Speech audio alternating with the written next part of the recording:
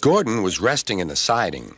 Sometimes he thought, "It's really tiring to be such a large and splendid engine. One does have to keep up appearances so."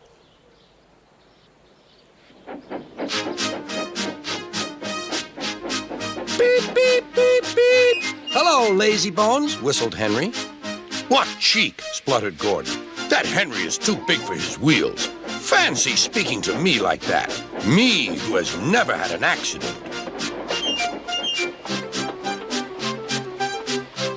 "Aren't jammed whistles and burnt safety valves accidents?" asked Percy innocently. "No, indeed. High spirits. Might happen to any engine. But to come off the rails like Henry did, well, I ask you, is that right? Is it decent?"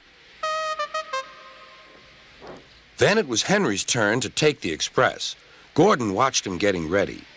"Be careful, Henry. You're not pulling the flying kipper now. Mind you keep on the rails today."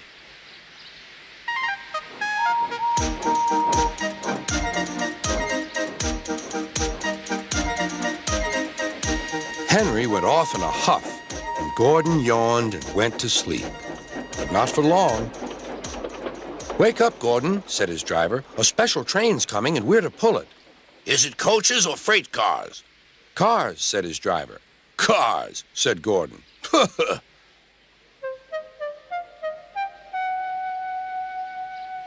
Gordon's fire was slow to start, so Edward had to push Gordon to the turntable to get him facing the right way. "I won't go! I won't go!" grumbled Gordon. "Don't be silly! Don't be silly!" puffed Edward. At last, Gordon was on the turntable. The movement had shaken his fire. It was now burning nicely and making steam. Gordon was cross and didn't care what he did. He waited till the table was halfway round. "I'll show them! I'll show them!" he hissed. He moved slowly forward to jam the table, but he couldn't stop himself and slithered into a ditch. "Whoosh!" he hissed. "Get me out! Get me out!" "Not a hope," said his driver and fireman. "You're stuck, you silly great engine. Don't you understand that?" They telephoned Sir Topham Hatt.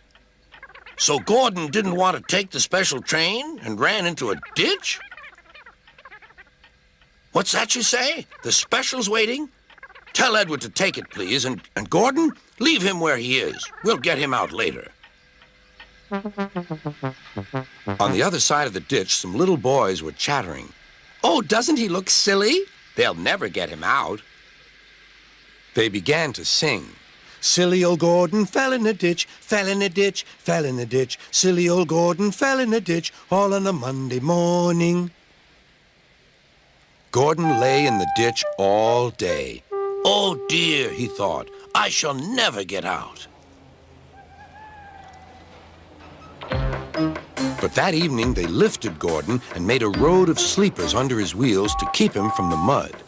Strong ropes were fastened to his back end, and James and Henry, pulling hard, managed to bring him to safety.